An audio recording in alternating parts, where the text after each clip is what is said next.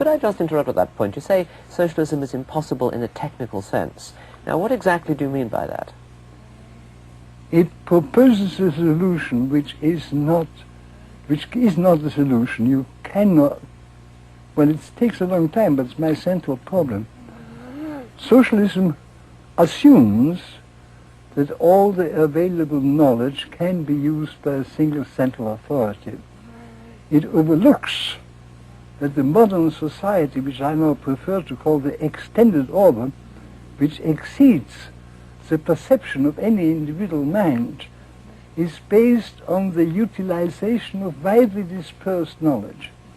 And once you are aware that we can achieve that great utilization of available resources only because we utilize the knowledge of millions of men, it becomes clear that the assumption of socialism that a central authority can command all this knowledge is just not correct. So what you're doing is you're turning on its head the common point one often hears from the left, that because the problems of modern society are so difficult, that they require planning. You're saying because they're so complex, they make planning impossible. Well, I think the nicest form to put it is to say that socialism, protesting against the production for profit and not for use, objects to what makes the extended society possible. Production for use is only possible in a society where we know all the facts.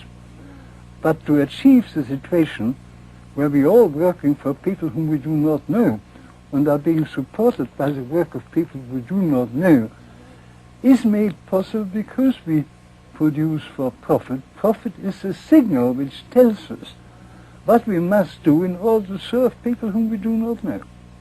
Yes. Now, you and von Mises put forward this criticism in the 20s. What reaction did you get from the socialists of the day?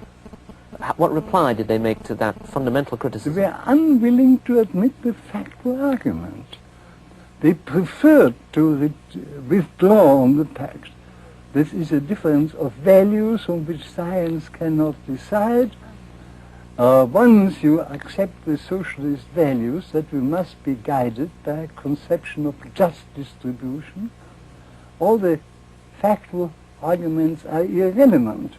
Well, of course, the factual arguments prove that the just distribution is impossible unless the distributor knows all the facts.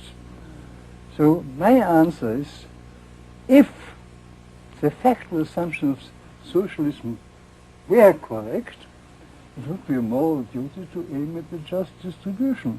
But you have to recognize you cannot do it. In fact, you can produce enough to maintain the present population of the world only because of a spontaneous process or mechanism which enables you to make use of infinitely more information than any central authority possesses.